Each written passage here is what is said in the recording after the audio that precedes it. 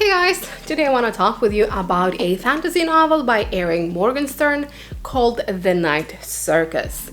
This book was published in 2011 and it was originally written for the annual writing competition called National Novel Writing Month over the span of 3 competitions. As per usual, we will start this video with a short synopsis, then proceed to the non-spoiler review and wrap this video up with the spoilers. If you haven't read this book yet, do not worry, I will make sure to let you know when the spoilers begin. The Night Circus is set in the end of 19th and the beginning of 20th centuries.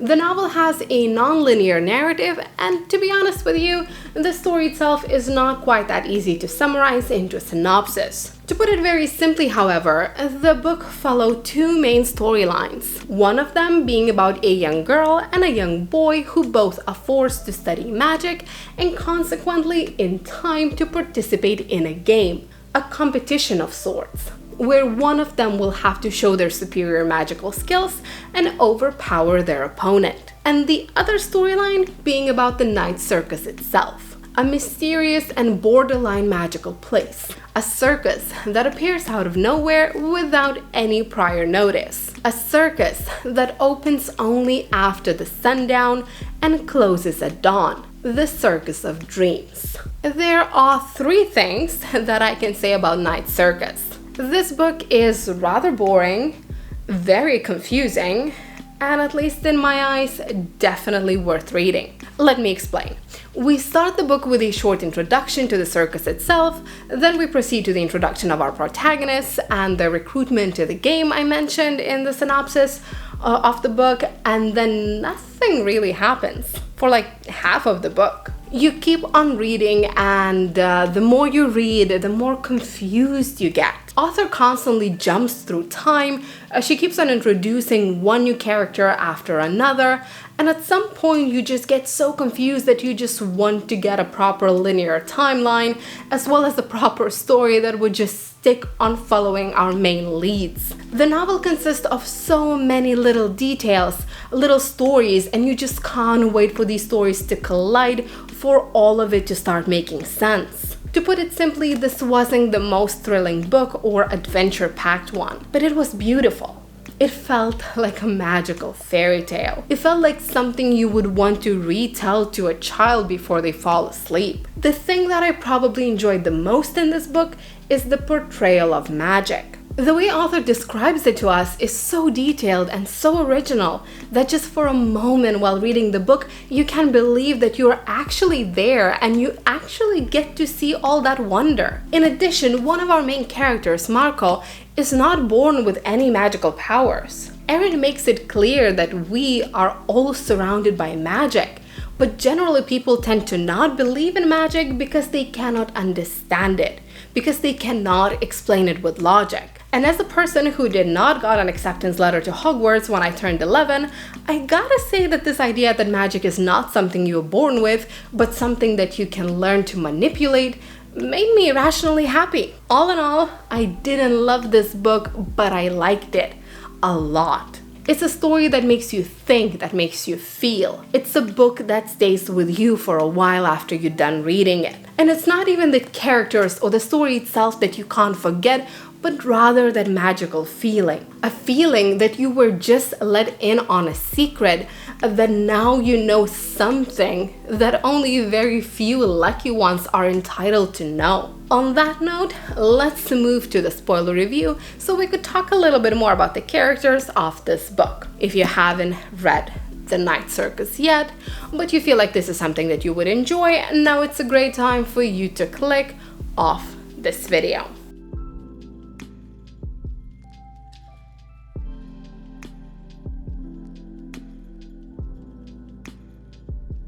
As I have mentioned already earlier, and as you know very well yourself if you read the book, The Night Circus is not that easy to follow. Consequently, it is not easy for me to structure my review as well, but I will try to do my best.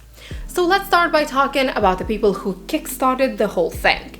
Hector, Alexander, Celia, and Marco. Now I can't stress this enough, but Hector is an ass. There isn't much else what to say about him without swearing, and I do have to applaud the author for making me feel such a disdain for a character in such a short amount of time. It took me just one scene and I already absolutely despised the man. I mean, he gets the suicide letter from the mother of his child, he gets to meet his daughter for the very first time, and this turn of events didn't cause any other emotions for him but annoyance over the fact that he doesn't particularly like his daughter's name. As the story continues, we see how abusive Hector actually is. He doesn't care about anyone but himself. He signed up his own daughter to this game even though he knew very well the toll this game will have on Celia and the 50-50 percentage chance that she will die trying to win. And when he made this decision for her, she was only a child. To make the matters worse, his idea of teaching her to use her natural talents is absolutely atrocious. Starving Celia, cutting her fingertips open. Father of the Year, what more can I tell you? And while Alexander, or the man in gray, is somewhat better than Hector, he's also not a good person. While Hector goes all in and abuses his daughter and psychologically and physically, Marco's trainer chooses a more subtle way of mistreating his student. He just completely ignores him. He gets Marco all the material things that he might need, but that's it. He doesn't even bother to give Marco a name. And while I would like to say that my hatred for Hector and the man in gray stayed with me throughout the whole book, I would be lying. And that's mainly because as the story went by, I started to understand them a little bit better. And while they're still shit people, getting to know that both of them have been alive for hundreds of years made me realize that they're not really human, not in their own eyes at least. They themselves feel indestructible. They have been alive for such a long time that they simply do not have any human emotions left. They do not feel any empathy for others. When you sit and think about it, they don't even really care about that competition they arranged. They started and they're somewhat interested in what is happening, but it's more of a superficial interest. It's like they're trying to feel something, but nothing interests them anymore. Not really. Now, when it comes to Celia and Marco, let me put it this way. I love Celia, I do not care for Marco, and I adore them when they are together. Maybe it's just feminine solidarity, but all through the book I rooted for Celia to win. She was such a wonderful character, and more than anything in the world, I just wanted to see her happy. Celia's life has been far from easy.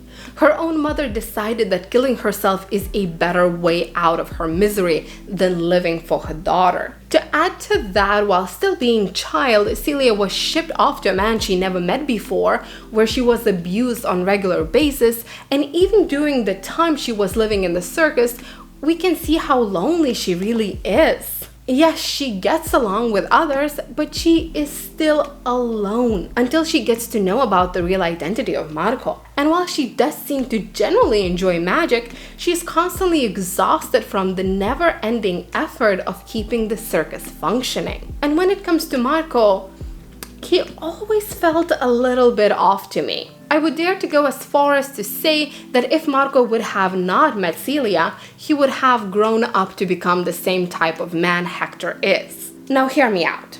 I do not want to believe that Hector always was a bad man. As I've said before, I think that in the long years of his life, he became numb to human emotion. And there are multiple red flags when it comes to Marco's character and behavior, which I believe could signal to us that if Marco would live for hundreds of years, he would also grow not to care about anyone else but himself. First of all, Marco is kind of closed off from everyone. He lives a lie. And while Celia is living the same lie Marco is doing his lying on a much deeper level. I mean, Marco even goes as far as to change his own appearance every single day just to look more charming, more attractive to the ones around him. That shows us a certain vanity to his character. However, the biggest red flag in my eyes is his relationship with Isabel. He initiates a relationship with her as soon as he meets her. And then as soon as he sees Celia, any feelings he might have had for Isabel dissipate. Now, I'm not saying that people are not allowed to fall out of love or end things with their partner because they get interested in someone new. But for almost half of the book, Marco still dragged Isabel along. I remember reading the paragraphs where Marco is describing his fascination with Celia, and being so very confused because I could not recall him actually ever breaking up with Isabel. One day Isabel and Marco live together, another day Isabel works in the circus and Marco has a new love interest that he forgot to let Isabel know about. I mean, even when Isabel comes to Marco's apartment to talk with him, he refuses to let her in. Who does that?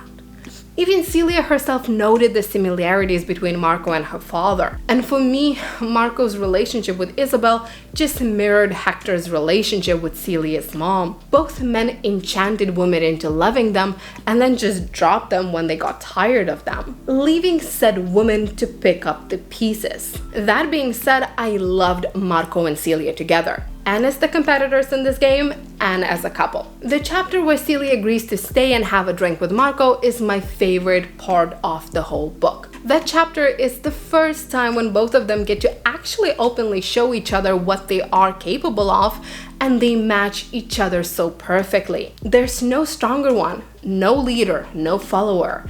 And it was so beautiful to read about them not trying to impress one another, but instead admiring each other and each other's abilities. For the first time, neither one of them felt lonely. For the first time, they both found someone who truly understood them. They behaved with each other like kindred souls and not like competitors, because this competition didn't matter to them. They didn't choose to participate in it. It was something decided for both of them long before they even understood the consequences of that decision. As for their love story, I guess you could look at it from two different perspectives. If you feel a little more cynical today, you could question Marco and his instant love for Celia. In this book, we see Marco falling head over heels twice. First with Isabel and then with Celia. Both women he decided that he wants to be with basically as soon as he met them. Which might not be a pattern yet, but in Celia's place I would also wonder how genuine Marco's feelings actually are. I would wonder if he really loves me, or if he loves the fact that he found someone who finally understands him. Now, if you want to be a hopeless romantic, you can look at Marco's and Celia's love story as something unavoidable, as destiny. After all, Marco and Celia are two sides of the same coin. They were bound together for life as soon as they both were drawn into the game. It's easy to assume that they were meant to be together, and that if one of them would have died in order for the other to win, the winner would never manage to find this kind of love and this kind of companionship ever again. As the story goes by, we see that this game does not only ruin Celia's and Marco's life. Something that is so magical and fascinating for the visitors actually ends up being a source of misery for quite a few people. The longer circus stays open, the longer this competition goes on, the more damage is being done to the people involved in it. Tara becomes paranoid and unstable.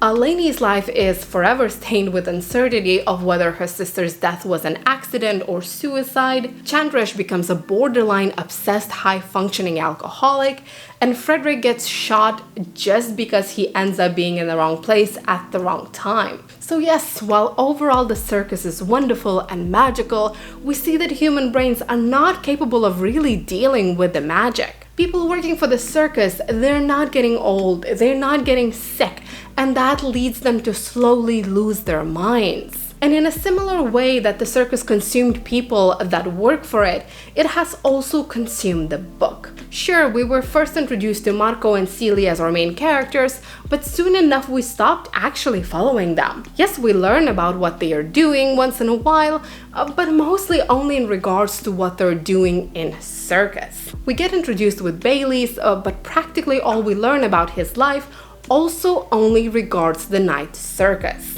We get introduced to Tara and Lainey, Frederick, Poppet, Vidget, Tsukiko, and a bunch of other fascinating characters, and yet we only really see them from the lens of the circus. Which made me realize that this story is not really about Celia or Marco or Bailey's, it's about the circus. The night circus is the main character. And by the end of the book, we see the night circus still existing, still thriving in our times, and we can't be completely sure about how the lives of these characters we follow turned out, but we know one thing for sure: the night circus will once more open at the nightfall. But that's just my opinion. What about yours?